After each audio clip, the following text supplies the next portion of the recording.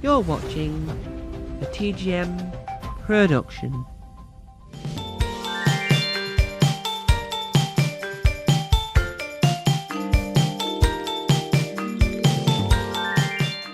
Hello and welcome back to Tom Mason, the interviews. Yes, we are back for our third interview of 2025. Let's see where the wind takes us, especially if it's freezing. If you don't live in the UK and it's really hot, tough luck. Anyway, let's crack on. My guest today is best known for Quizmania. He's one and only Greg Scott. That's far too enthusiastic, Tom. You're building me up to be something I'm not here. Hello, buddy. So we shall start at the very beginning because Julie Andrews once said it was a good place to start, and I said, "Oh, I agree." How Mm. did you get into the world we call presenting? Oh, presenting. Crikey, now you're testing me. I did. I started. Oh my goodness. My parents were in showbiz generally. My dad was a comedian and instrumentalist. He played the mandolin and the violin as well. And my mum was a singer.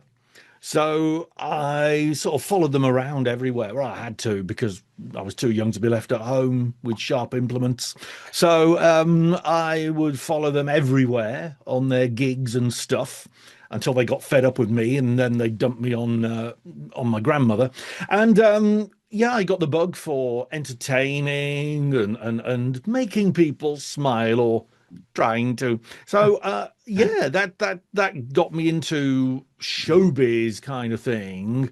But as far as presenting's concerned, my first when was my first real presenting gig? I think radio. It was radio in 1993. That was the first professional paid gig, and then television came later. And what are the genre of things? Because obviously Channel 5's love using the first title. It might not always be accurate, but what's it like appearing and working on the series of programs called Goes Horribly Wrong? Goes horribly. I suppose the title made them think of me straight away because a lot of things have gone wrong when I've been on telly. Um, I mean, I'll be honest. It's a pal of mine who is the series producer on those programs. And whenever there's a topic where he thinks, yes, Greg would know something about that and would be able to talk for about 17 hours. Yeah, so that's how I got involved with those. I think I've done three of those now. And Yeah. some of them have been involving clips where I've gone horribly wrong. Thankfully, they're mainly where other people have gone horribly wrong. Yeah. And why do you think that those type of programs are popular with the Channel 5 audience? It is extraordinary, isn't it? I mean, I wish I'd got a repeat fee when I signed the contract because they seem to be repeated over and over and over, Yeah. not just on Channel 5, but on the Channel 5 spin-off channels as well, Yeah. Five Star and Five Go Mad in the Forest. No, that was Enid Blyton. But yeah, it's extraordinary how many Yeah. times they are shown. But the figures are always good. People Yeah. love to see alleged professionals Yeah. muffing up or having things go horribly wrong for them. They love it. You love it, Yeah. I bet, Tom. Yeah, I do. And Yeah. the great example I love to give is when I don't know the actor's name, but he's one of the Oompa Loompas in the Gene Wilder film, and he's on that trampoline and Oh, doing the weather, and he bounces off. And I do think that it is the greatest clip of all time, mm, and I do think it's worthy of having some celebrity that you vaguely know, like you might be a comedian that you might have seen once or twice, talking yeah. about the fact that that's brilliant, and they feel really sorry for the fella, but they've never met the fella, so they can't really feel sorry for someone they've No, never met. I've never met that chap. It was a gentleman by the name of Rusty Goff. That's it, yeah. And excuse me, I'm just sorting out my fizzy water. He was on, it was a station called Live TV that it lasted for a while, but it was inevitable that it would always go under because it was so low budget and so cack. And then there was this Britain's bounciest weather, they called it, with Rusty Goff, and there he was jumping on this little. It wasn't even a trampoline; it was a trampette because he's so small. And then he fell right on his kisser. Hilarious, brilliant. I don't think though that he was able to sue them. I don't think he was able to. Yeah, Mm. and I think that one thing that interests me, and I was watching this the other day. So there was a program on called Greatest Adverts of the 70s and 80s, Mm. but the program wasn't actually called that originally. So they sell the original title card for its original version.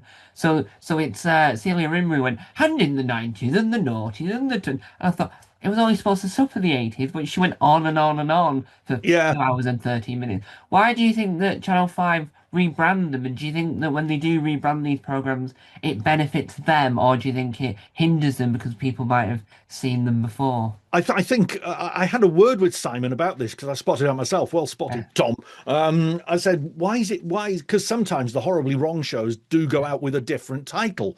yeah, Because I've done when presenters go horribly wrong, and when game shows go yeah, horribly wrong, and when live TV goes horribly yeah, wrong. And sometimes they're just put out as when TV goes horribly wrong. So I think there's a little bit of cleverness goes on there because it makes people think, have I seen that one? yeah, And then they'll tune in, and then they'll think, oh, I have seen it. Never mind, I'll stick with it. yeah, And so the ratings go up just yeah. that little bit. So I think it's a little bit sneaky, but hey, it works. Yeah, and I think that what makes it even more work is when they do those in your own words. The greatest example is it must have been, I can't think of it, might have been last year, the year before. Michael McIntyre did a stand-up thing called 25 Years to celebrate his 25 years, and then Channel 5, a few hours later, on another day, Mm. aired their Michael McIntyre documentary, but made it clear that they want to help celebrate his 25 years by rebranding it. And I think that's a good thing because it showcases that they want to celebrate. They don't just want to re-air it because it's relevant to what's going on, but they want to celebrate. Do you think that's another good thing for the person that the documentary is about? I think, I mean, Michael McIntyre is always a draw, always gets a lot of viewers. So I think if you put something with his name in the title, doesn't matter what it is, it doesn't matter if you change it or whatever, Mm. he's going to pull the numbers. So it doesn't matter what you call it, as long as it's got Michael McIntyre in the Yeah. title, numbers are going to be there. Yeah, and they do a lot of those things where you watch The Wheel. I would think that in the board meeting it was called The Wheel, and then Mm, someone added it because I was watching Rosie Jones Out of Order, but it was yeah. called Out of Order. And for Mm. the second series, they've shoved Rosie Jones' name on it, and she doesn't even reference it. Do you think that that's another draw because more people watch a program based on the name it's who's at the helm? I think very much indeed, and I think that's why my name has never been in the title of any show that I've ever done, Yeah. because so they're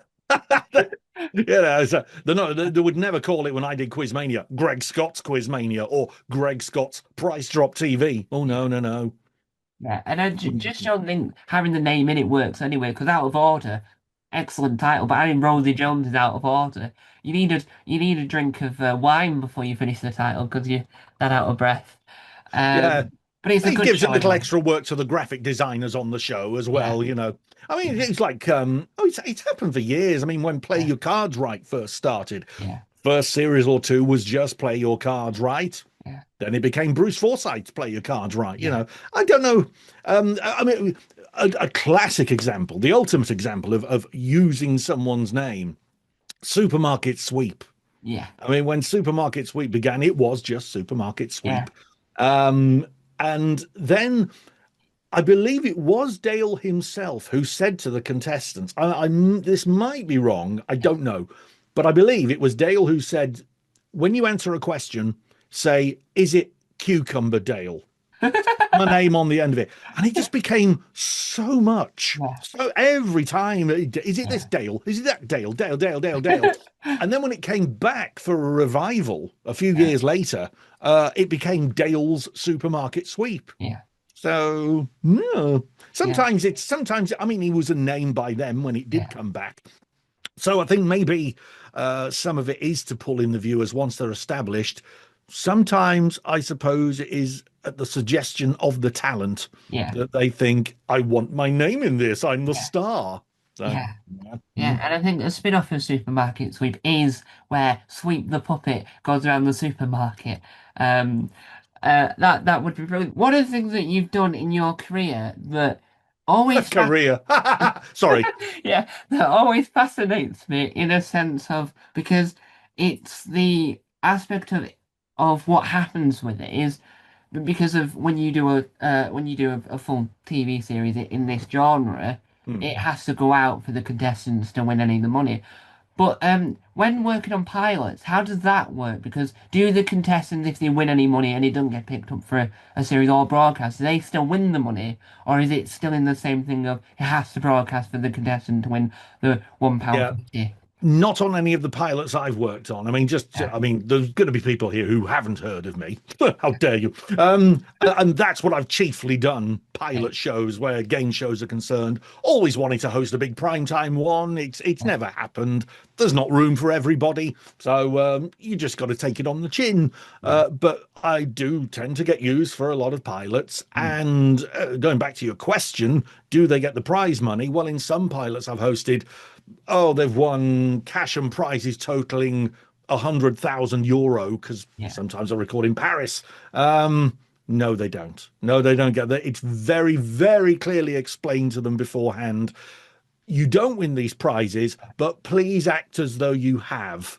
yeah, So they end up going, yay! When in the contract it actually says you've got £50, yeah, £50 nominal fee, and we'll pay your expenses, and that's it. So it's a cheap do. That's why they get me in to host it, because it's a cheap do. They don't pay a big name to host the pilots. yeah. Yeah. And one of the things that you've worked on in that sort of realm, but I think that it adds to the expense of it's excellent TV because in this day and age where a lot of people I just must be the people that I see Mm. all want this type of like old nostalgia things that they can easily grab at, and I think that this sort of relies on that because it gives a sense of those elements fit Mm. in these small clips. What's it like, or what was it like, working on the excellent titled Quizmania? Oh, do you mean personally for me, Yes, or personally for you. for me? Look, Quizmania, because of the genre it was in, i.e., call TV, people Mm, phoning in, premium rate number, answering such simple questions to yeah, try and win money. I understand why it was frowned on, not just by a lot of viewers, yeah, but also by executives. Indeed, Michael Grade, one of the biggest executives of all yeah, time, he came into ITV at a time when Quizmania was still on the air. The yeah, ITV Play channel had just started. He came in and said, I want all this gone. yeah, And it was gone. He hated it. He didn't think for a moment about the viewers that did love it. yeah, And it has to be said, even though I say so myself, the viewers who did love Quizmania absolutely adored it. yeah, And there's something that it's such a shame that we were on when we were on, yeah, because nowadays, if a program goes in at number 3, 2, 1 on yeah, Twitter, the execs look at that and think, this is a massive success. yeah, We're going to run with this. We're going to keep it going for as long as it's trending. yeah, When Quizmania was on, Twitter was, I think it was probably just starting, barely starting. Same with Facebook. mm, We would have trended every yeah, night at that time of night, between 12 and 4, even 5 o'clock in the morning. mm, There was not a lot to tweet about. yeah, So anybody watching Quiz, I mean, it was the ideal tweet along show as well. It was perfect. So I'm convinced that had Michael Grade or any other executives, yeah, had Twitter been around in those yeah, days, I'm sure we would have run for a lot yeah, longer. But it just wasn't to be. It's a shame. I think he put personal preference mm, way over and above yeah, what the viewers were enjoying. I mean, we were again, frankly, we were making money for yeah, ITV, and we were getting good figures as mm, well. But it was just because he didn't like that style of yeah, programming that we were chopped. Yeah. And yeah, I think it's a shame. I think it's a shame. Yeah, and he did that as well with Doctor Who, but not only did he just get rid of it, he also made it very clear on Room 101, so he did it in a public setting. But I think that what's interesting with ITV Play, technically, I know it's not exactly the same, but ITV Quiz is Mm. technically on the same lines, and I do think that ITV Quiz, the issue with ITV Quiz is it's basically what Challenge is. It's just the chase, the tipping point, and Yes. whatever other thing. And I think Quizmania would do the numbers again if it was rerun, because I think it's because the clips are so fun and interesting when you look at the numbers on YouTube, people Are still you watch talking that. about bringing it back, or you're talking about showing old clips? Well, Because if you rerun the episodes, because mm, ITV Quiz is technically a quiz rerun channel, and I think that I think there's room, Tom. I think there's room to bring it back yeah, live, 12 till 4 every night. yeah, I think on ITV Quiz there is a home for it. And yeah, I did email one of the execs of the channel and said, look, it's ITV Quiz. yeah, Here's a show called Quiz Mania. yeah, Um, and I suggested doing it not with a premium rate number, yeah, but having so when people phone up, it's a yeah, free phone number. So there's no one going, oh, they're just doing it for the money. Free phone number. yeah, And when people phone up, there's a sponsor credit on the line. There's a yeah, you phone Quizmania sponsored by I don't know, X-Lax yeah, or something. So that's where you get your revenue. They also stump up the prize money as well. yeah, It's entertaining. It's interactive like no other show. yeah, It's a good laugh. mm, And I mean, for me, I mean, you asked me what it was like for me. It was the best gig possible, yeah, and I mean that from the heart. It played to all my strengths because I love chatting to people. I yeah, mean, I'll talk to anybody. I'm talking to you. I mean, look, I love chatting with yeah, people. And at that time of night when QM was on, it was you'd get people in unusual states of mind. yeah, yeah, You know what I mean, don't you? yeah, And other stuff. Um, but I loved it. Every yeah, time that phone rang, I'd yeah, get this rush of adrenaline, knowing that everyone who was awake and watching the channel at that time yeah, across the UK, they were going to go on this journey with me, yeah, as if to say, okay, what's going to happen with Greg here? yeah, What's he going to have to deal with yeah, here? I loved it, and I'm sure the viewers loved it as well. We used to, I say, we weren't around in the days of Twitter, not really, but the emails we got, the letters, remember those? yeah, The letters we got from people, the fan mail, it was extraordinary. The mm, feedback we got, people loved it, and I just think it's a shame that particularly in this day and age when you hear of again thanks to social media, you do hear of people expressing loneliness yeah, and sadness. So to have a show that keeps you company mm, and makes you happy, yeah, I think there's room for it, and I think it's a real shame that they won't consider bringing it back yeah. even with a free phone number. uh, that I'm biased, of course. I'm Yeah, biased, Tom, yeah, but yeah, and I think that if it because a lot of things, a lot of creatives are in this sense of anger because they want to do X, Y, and Z. I think people love it and get interest from other people. The TV execs think, no, it's not worth our time. mm, Do you think that if because I know for a fact that the internet would love it, but do you think that if you brought it back on Twitch? On something like a live streaming platform, do you think that would work? Because watching things, because for me, I didn't, for years, I didn't watch Twitch, and then the actor, and I'm gonna say this, I say it quite often, but the actor Ben Rufus Green decided to do Washing Up, and got a, but he got, I think it's called Daniel Reed, right, who does a lot of stuff for Joe Wilkinson, made the theme tune for Washing Up Club. right. That's every Sunday, and he will dedicate a spoon chit. If he hasn't got it dirty, he will dirty it up, then put it in. But do you think Understandable. yeah, but do you think that Quizmania would work really well in the online streaming as in like Twitch and YouTube if no TV company wanted to bring it on telly? Tom, you know your stuff. You know your stuff. And so it will probably come as no surprise to you to hear that in the next few weeks, I hope to be talking to an online entrepreneur in Yeah, the gaming sector. We can't call it Quizmania because it's all Yeah. copyrighted and owned by Yeah. Fremantle, and they sue the backside off us if we did it. But if we can get something going along those lines, Yeah. and again in such a way that it's not pay to play, it's sponsored and it's Yeah. free to play, and we can. So I'm hoping that in the next few weeks I'll be talking to my friend Kevin, and we'll be able to talk about possibly Yeah. getting something going. But that's down the line a little bit. Yeah. And stepping aside from the world presenting slightly, but one of the things that you do Mm, that is really interesting because when you hear about the type of people that do it, they're mm. all the people that should be in front of the camera, not just I know where you're going. making sure that the audience are happy. Mm. One of the many other examples is Stuart Goldsmith. And what's it like doing warm up for TV programs?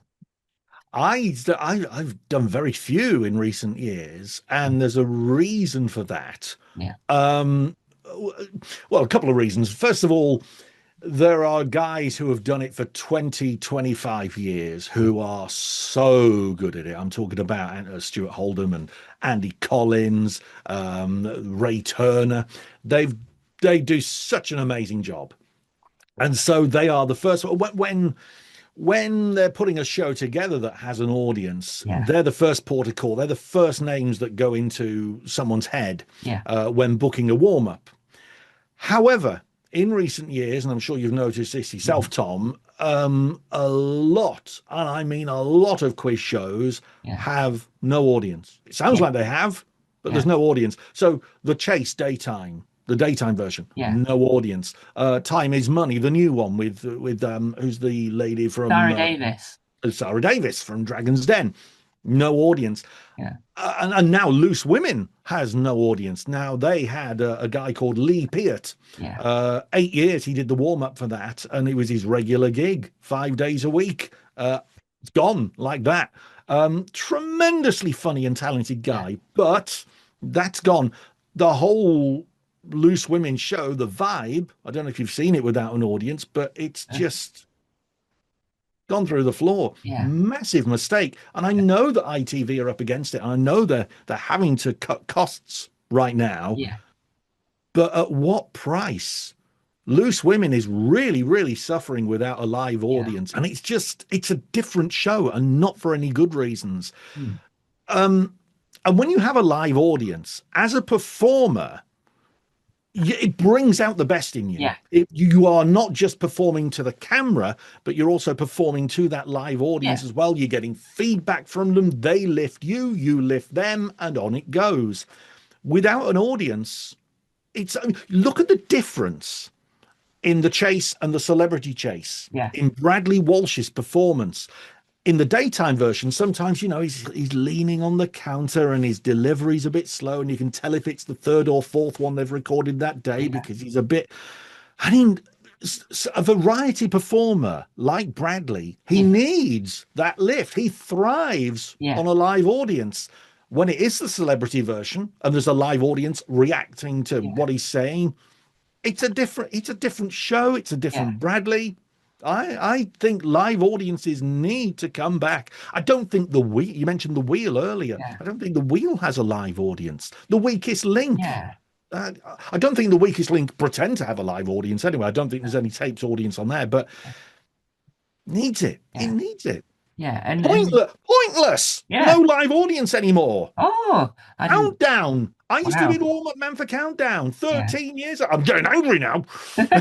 13 years I did the warm-up Yeah. for Countdown. And no live audience. It Oh, makes a difference. It really yeah. does. Oh, I thought Countdown did have a live audience because I was once sat in the cafe of Doc 10, and you Mm. know they stereotype the age of the Countdown viewer in the Oh, audience. yes. Well, I saw a stream of the Countdown audience going from Yeah. where the entrance is all the way to the other end of the place. It was getting very, very busy of the When Countdown was that? How people. long ago? That was about 6 months ago. Yeah, probably not for Countdown then, because they haven't had a live audience I don't think they've had one during the Colin Murray era. So Oh, Yeah. And I was, well, actually, I was a contestant back in 2012, Yeah, 2011. I yeah. was a contestant, and there was no audience then. So it's Oh, been quite a while. Hmm. wow. And I think that when you mention the wheel, because you hear some chattering of audience, I did look this up, and apparently there is an audience, but they see the stuff on a screen, and then no one actually in the Michael McIntyre bubble, if we're gonna call it that, Yeah, actually see them, and they're that all in doesn't another work. room apparently. But because you can see it on audience ticket website, so to make Really? so it's on these websites. So you go and you're in the same room as them, but you're on screen in different compartments so that you don't mess up the actual wheel mechanism. How bizarre. Oh dear. I tell you, there's some weird decisions made. We were talking earlier about Michael Grade and some of the decisions he made with Yeah, ITV Play, Doctor Who. And years before that, about 1987, 88, Greg Dyke came into ITV yeah. and he got rid of the wrestling on a Wow. Saturday afternoon. And the wrestling was pulling in 11, Yeah, 12 million viewers at 4 o'clock on a Saturday afternoon. yeah, Absolute gold. But he didn't like it. I don't like it. I want it gone. yeah. What sort of decision making is that? I just don't understand it. It's insulting to the viewer. It really Yeah. is. And one of the other things you do that I'd it rather not talk about those. it's Oh, in sorry. Yes. it's in the realm of there's a small bubble of really excellent versions of this genre in this world Hmm. because most others aren't done by people that have experience in that realm or people that think they know a lot. I'm including myself into that little realm where we pretend we don't pretend we know a lot, but You do, we're not yeah. in the bubble, if you will. So where did the idea for your podcast come about? Oh, that was very much Chuck's idea. My pal Chuck, who Yeah, created Quizmania. Yes, we do the TV podcast. We do it once a month because we'd like to do it more. We'd yeah, like to do it at least weekly. But I live up in Scarborough, where I am now, and we record in London. And it would, we don't make any money from it. yeah, It's a thingy of love that we yeah. do it for. And we love having a bitch about about television programs about pretty much like we're doing Yeah. today, Tom. And yeah, we enjoy it. We a labor of love. Yeah, That's a phrase. Um, yeah, we enjoy it. yeah, I'm now at the stage where I know nothing big is ever going to happen for me. yeah. No one gets a break at. Well, I'm nearly 39. Um, No one gets a break at my age. No one. So I'm able now to speak my mind. And if any execs did happen to see me Yeah, slagging off their channel or their show, yeah, it wouldn't matter because I'm not doing myself any damage. And unfortunately, in my view, I'm not saying I'm right all the time, but yeah, I do believe that uh, I've got it nailed on a yeah, lot of things that people don't know how to make a lot of television, particularly my specialist subject is entertainment television, particularly yeah, quiz shows. yeah, And so many of them, whether they are new formats, yeah. whether they are old formats brought back, mentioning no bullseyes, mentioning no names, they're muffed up. They are Yeah, done so badly. I mean, yeah, balls, just take the one thing with Bullseye, making it an yeah, hour instead of half an hour, yeah, stretching it out. It's yeah, just, yeah, honestly. So this is an outlet. This is yeah, it's like a release for Chuck and yeah. I every month. If you want to watch it, by the way, go to the TV Podcast on YouTube or search the TV Podcast where you get your podcasts. I just thought I'd throw that in. Yeah. And I think that you mentioned Bullseye and I Hmm. think that Gladiators is one. And Hmm. what really annoys me about when they bring something back, but it's like something that has had multiple iterations in the middle, is when Hmm. they only mention the original and then their version. So for example, with Bullseye, they never mention the Dave Spikey stuff on Challenge. When someone says, "Were you a fan of Bullseye?" Or oh, it's the 90s. They don't remember that there was a me bit in the middle. And with Hmm. Gladiators, they failed to recognize the Sky version where if you Hmm. were fighting someone, instead of just falling onto a really nice softly area, you plunged into water and you were drenched. Yeah. Why do you think that why do you think when they reference these older version, why do you think they don't mention the bits in the middle? I think it's a form of snobbery. I think it's because they think that I mean, you say Bullseye with Dave Spikey, that was on Challenge TV, and Gladiators on Sky was on Sky One. Didn't really resonate with the viewers. Yeah, But I think they don't believe they believe because it wasn't on one of the main channels yeah, that nobody watched it, so we can sign its history and we don't even mention it. yeah, Which is a shame because people like to know about the yeah, history of TV shows. Blockbusters. I mean, how many times do you hear of the Lisa Tarbuck version of Blockbusters being yeah, mentioned? yeah, I think that was recorded back in 2000, the year yeah. 2000. I mean, I did the warm up for that. We did 100 shows in 3 weeks. Wow. That was full on. Yeah, But yeah, that was it was great. Lisa yeah, is great. She did a great. They didn't really promote it. They didn't promote it that much at yeah, all, and it didn't come back for a second series, which was a big shame in my yeah, view. But there yeah. we go. And That's and telly. and I do think that with the Blockbuster, which to be fair has the most catchiest of the non-lyrical theme tunes. Mm. When we play the board game at home, no one else wants to join in, but it's me doing the Blockbusters music at the same Do time. you do the hand Uh, jive as well? yeah, no, I just do the music because it's a lot less awkward. Right. And just me on my own in the corner. But what I really like about it is that you learn when you know there's other versions like how has that worked? And you look at the Comedy Central version, which seems an odd channel to put it on, and then Yeah. you compare it to the other versions, going, well, how's the format changed from that version, and why is that not work compared to the others? Do you It think that? amazes. Yeah, sorry, I'm Yeah, preempting your question here. yeah, It amazes me yeah, how when they have brought blockbusters back, they did it yeah, with Mike Aspel, they did it with Lisa, yeah. they did it with Dara O'Brien. Dara O'Brien. Yeah. Yeah, Okay, they did it with Lisa's version, but it wasn't yeah, promoted. But the magic of the original version with Bob yeah, Holness was that dynamic yeah, between the older, more mature, almost schoolmaster-like figure of yeah, Bob Holness and the students, and yeah, the chemistry, the relationship that he built up with that audience in yeah, general, and therefore the contestants who came on the show. That is what made it work. So when they brought it back on BBC Two with Mike Aspel, with just yeah, ordinary contestants, one of whom was Stephen Merchant, by the yeah, way. And then they did it with Lisa on Sky, but yeah, not many people watched it. And then they brought it back on Comedy Central.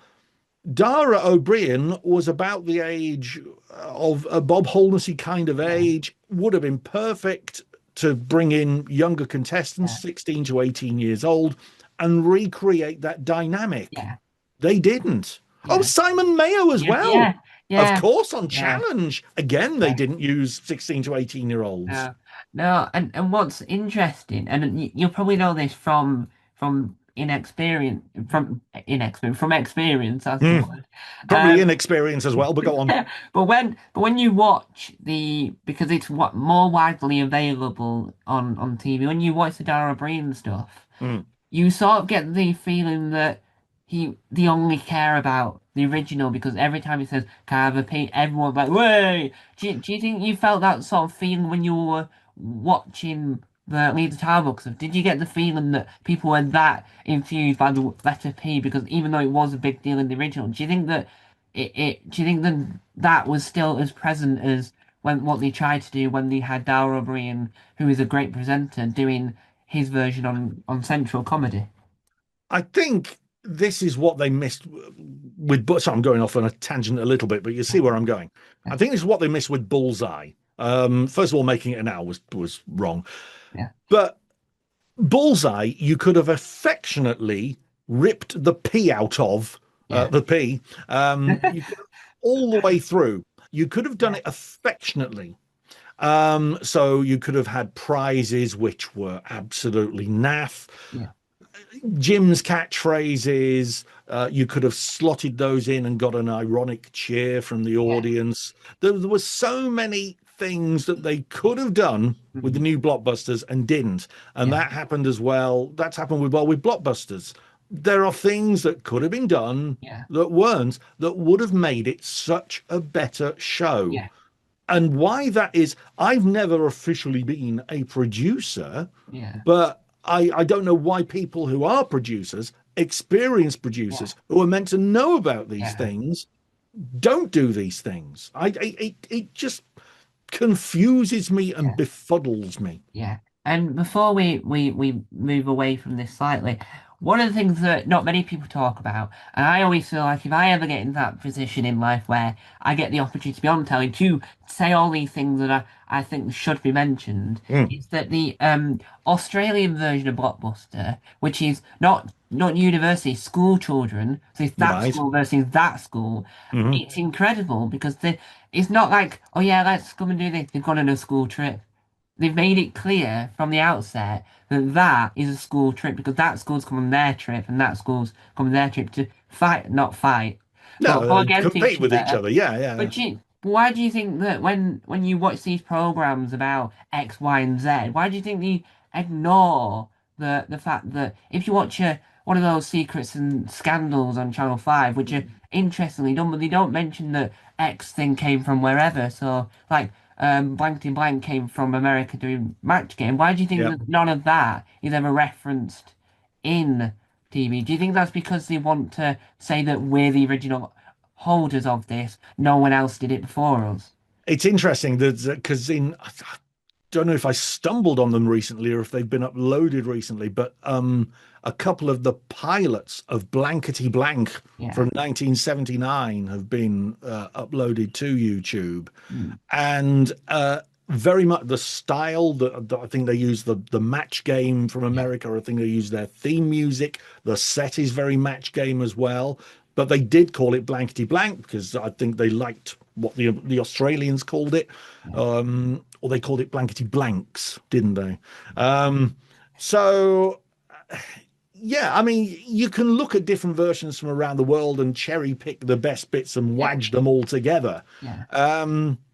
But I just I think there's a real dearth of imagination, Mm. risk taking in television nowadays. People are so scared to take any risks that aren't risks, to Yeah. be honest, but they play it so safe. And that is why so many people say, oh, television's dead. Television's dead. It's done for. You got the streamers, you got this, you got YouTube, you got TikTok. That's where everyone is. But then a show comes along that does come through, like Traitors, um, and suddenly the audience is there. So doesn't that answer the question that if you give the people what they Yeah. want, television's not dead? Yeah. And Hmm. yeah, and you have young people now watching The Traitors, and you see on the one show when they had, oh, this college is watching it, and they're all a bunch of like 17-year-olds, and Yeah. Target audience. they're the ones that say, oh, it's dead. But as we ferry on towards the concluding factor of this amazing, wonderful, extraordinary Things on Buzzers interview, Things on Buzzers is another excellent podcast. It is, yes, yeah, yeah. It's only excellent because the fact that you get ex-contestants on there, and it's hilarious when you hear the words, "We won a car, but we sold it." That always Speedboat. Yeah. that always makes me laugh because it's like you could have kept it. You could have just like drawn around and I won it on a show. Mind you, But it's like when you win the Omaze house, isn't it? yeah, How many people actually keep the house? How many yeah, people flog it? yeah. Well, they make it clear that it's worth how much money you went. Is it? Oh, I'll say Yeah. that. I want the money rather than that. So, Yeah. for anyone that's watching, as they've got to this point in the interview, they've learned more about you, and they want to If emulate. they've learnt more about me, I don't think they'll be here now. But go on. But what advice would you give someone from your own personal experience and from what you've learned by observing how others do it? But what advice could you give someone that wants to be a presenter, not just for quiz and game shows, but just in more general terms? It's changed so much since when I started out. It's a completely different world. Execs focus on social media following numbers. That's why you get the likes of Angry Ginge. Angry. I'm thinking of Bruce Gingell, the executive. Yeah. Angry Ginge being booked Yeah. for I'm a Celebrity and then going on to win it. Yeah. Of course, he was going to. The bookies knew before the first show was broadcast that he was going to win Yeah. because he's got millions of followers, and they know that that's the sort of age group that will pick up the phone Yeah. or text or vote for him and whatever. They knew he was going to win. Yeah. And this is the thing now: if you want to be in front of the cameras on mainstream television, then you've got to build that following. You've got to do something that makes you stand out from the crowd. Um, Am I too old to do that? Well, you look at you look at Michael Barrymore nowadays and his following. To be honest, to be frank, I'm not a fan of what he does, but Yeah. I know that he's following the trend. I Yeah. know that he's doing what TikTokers do. Yeah. And as a result, he's got 4 million followers. He's Wow. doing blooming well. And I believe he's earning a fortune from it. So Yeah. good luck to him. Yeah. Um, he said, I don't need television anymore. I don't need. This is the thing you say about what do you do to become a TV presenter? Does anybody want to be a TV presenter anymore? Do they just want to be influencers on social media, earning money that way, and saying that's enough for me? Yeah. I don't know. People do, yes. Yeah. You mentioned the One Show earlier, and people do want to emulate Alex Jones and the like, but those numbers aren't what they used to be. Yeah. There's not as many people chasing that sort of career anymore. Yeah. And you mentioned there Michael Barrymore. And what's really interesting. Oh, you're right. Have a Yeah. drink, mate. What, Have a slurp of this. what's what's really interesting is that there was a really good documentary on Channel 5 because at one point or Are another. you getting paid to plug Channel 5 today, Tom? No, no, no. There's a video on YouTube that says otherwise. And Oh, one of the things that interesting is they made three documentaries that were quite similar, calling mhm. someone Mr. Saturday Night, which is weird because you can only have one Mr. Saturday Night, because they're all in this similar era. Yeah. And so I looked Michael Barrymore up, and I wondered, just as a query, was he related anyway to Drew Barrymore, the woman? But what's interesting is the video. Because I didn't know about his online presence because Mm. I'm not as online as he is apparently. But he did a video where he had made this painting of Drew Barrymore and said, "I'm not related to her, but hey." Right. Well, she didn't do anything about it, or she probably doesn't even know who he is. But he must be in America because he's living he's got like a massive pool, um, and I think it's interesting because it's like you see these programs, then you find out about these people. Do you reckon that's why he's built up this following because people want to know more about like what he's up to now because they were fans of him so many years ago? His journey has been extraordinary. I mean, I've met him a few times, and he did a whole 4 hour radio show with me years ago, and we really hit it off. We really, really well. And when he first started on social media, I was there at the beginning, and he started by playing his legendary game show Strike It Lucky on Instagram, and he was playing with this little board game version of it, and people were joining him and playing along. Yeah, And then he started uploading clips of his old TV shows generally. So the Barrymore, the self-titled show, My Kind of Music, and all that sort of thing. And that built more of a following and more of a following. And then the production of his TikToks he claims he's doing it all himself. I don't know. It's so yeah, everything that he puts out. yeah, For me, it's a bit of a yawn fest, but yeah, for the TikTok audience, it's perfect. yeah, And the production of it, the editing, everything about it is absolutely top drawer. yeah, So I don't know if he has a team behind him now, yeah, but everything he does, I'm going to go to the shop and buy some sweets. yeah, 100,000 viewers. yeah. Well, What's all that about? yeah, Why? But people are glued to it, yeah, and good luck to him. Good luck to him. yeah, yeah.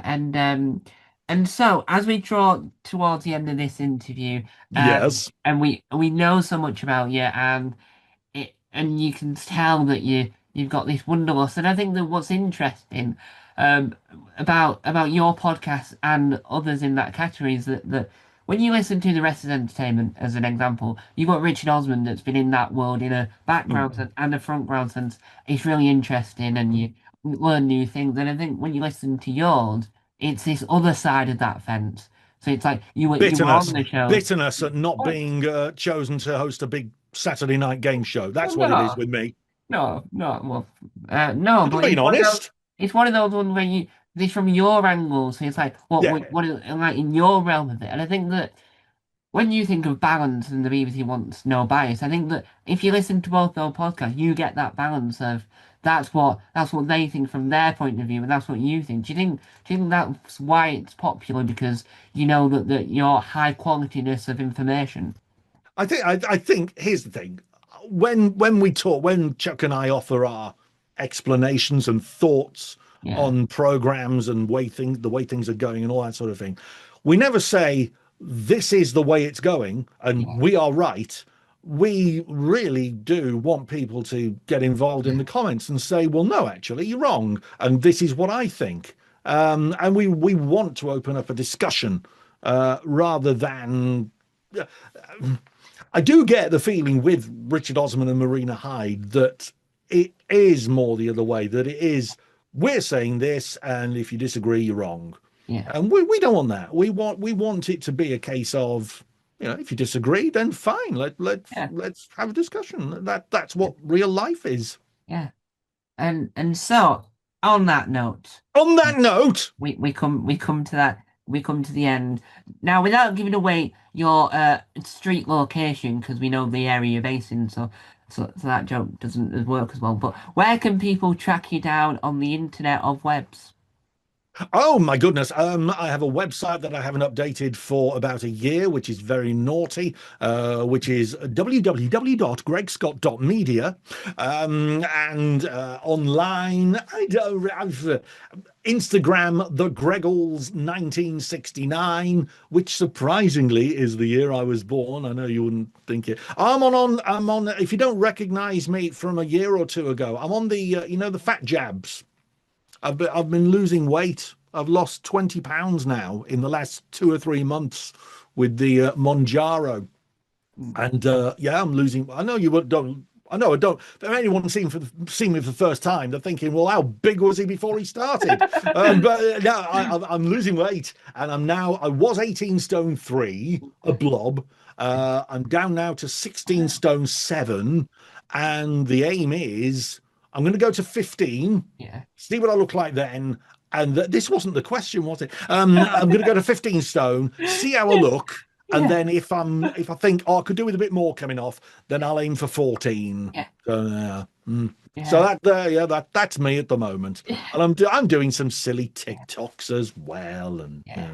but not getting the numbers that Michael Barrymore does. No. I don't, I don't. Maybe I should just do instead of trying to be funny on my TikToks. Maybe I should just go. I'm going to go to the shop and buy a loaf of bread. Oh, Yeah. look at all these different Yeah. types of bread. I'm going to go for that one. There's a pound for £1.40. Thank you Yeah. very much. There Yeah. we go. 100,000 Yeah. views. Yeah. What's that about? Well, that's the internet for you. And Hmm. so, there we have it.